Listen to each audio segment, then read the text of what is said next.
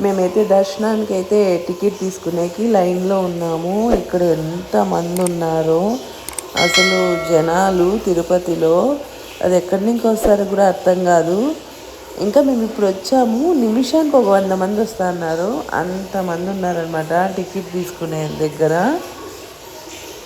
1కి అయితే స్టార్ట్ అవుతుందంట టికెట్లు ఇచ్చేది. ఇంకా మేము కూర్చొని 4 అవర్లు కూర్చున్నాము. ఇంకా అయితే ఓపెన్ చేశారు. ఇంకా టికెట్లు తీసుకొని అయితే మేము వచ్చేసాం పైకి. హలో అండి, మొత్తానికి అయితే నేను తిరుపతిలోకి అయితే అడిగి పెట్టేశాను. ఇక్కడ మా ఆయన ఫ్రెండ్కి రూమ్ తీసుకోమని చెప్పాము. రూమ్ అయితే తను రెడీగా తీసుకొని పెట్టాడు. మేమైతే ఇంక పైకి వచ్చి రూమ్కి వచ్చేసాము. రూమ్ అయితే నేను ఇంకా మా 2 పిల్లలు మా హస్బెండ్ అనుకొని తనైతే 4 బెడ్లు ఉండే రూమ్ అయితే తీసుకున్నారు. ఇగోండి ఇవి 2 బెడ్స్,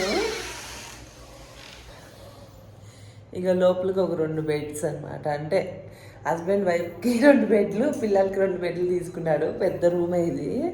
తనకు తెలియదు కదా మేమిద్దరే అని, అందుకని రూమ్ అయితే ఇంత పెద్దది తీసుకున్నాడు.